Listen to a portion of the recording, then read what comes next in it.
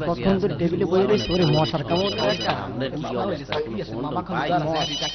এই যে ভাইরা গ্রামীণ এয়ারটেল সিটিসেল আপনাদের এই গুজুর গুজুর গুজুর গুজুর আলাপটা বাদ দেন, মোবাইলটা বন্ধ রাখেন, মুই নাম ডাকতে আসি, এক এক করে ভিতরে ঢোকেন।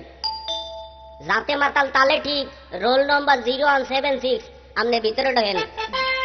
সালাম স্যার সালাম। নাম কি? মনে মনে। থাকেন কোথায়? বনে বনে। বাড়ি কোথায়? ফুলবাগানে। জেলা কোথায়? আল্লাহ জানে স্যার, আল্লাহ জানে। ওই মিয়া ভাই জয় পাইছেন নাকি? ঠিক করে উত্তর দেন। নাম কি? স্যার যখন আমি জন্মগ্রহণ করলাম আমার আব্বাজান আমার নাম রাখলো আতর, কিন্তু সবাই আমারে কেতর বই লেখা পাইতো।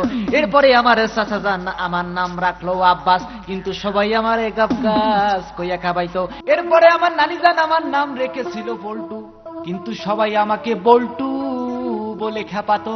এরপরে স্যার রাগে দুঃখে আমি নিজের নাম নিজেই রেখেছি স্যার। যদি শুনতে চান আমি বলবো স্যার। বলেন বলেন। আমার নাম সৈয়দ আব্দুল সত্তার টফে রং দিলদারে আলী ওরফে ডন।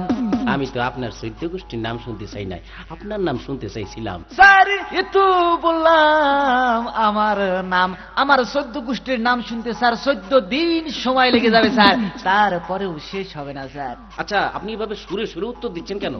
স্যার আমার বেকার জীবন স্যার, অভিশপ্ত জীবন স্যার। এই জীবন নিয়ে আমি মাঠে ঘাটে বিভিন্ন জায়গায় স্যার আমি আতর বিক্রি করেছি স্যার।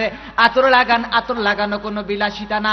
আতর 1 টাকা, সুরমা 1 টাকা, আতর সুরমা 2 টাকা, এভাবে স্যার আমার একটা অভ্যাস এসে গেছে স্যার। তো এইভাবে অভ্যাস থাকলে তো আপনার চাকরি হবে না।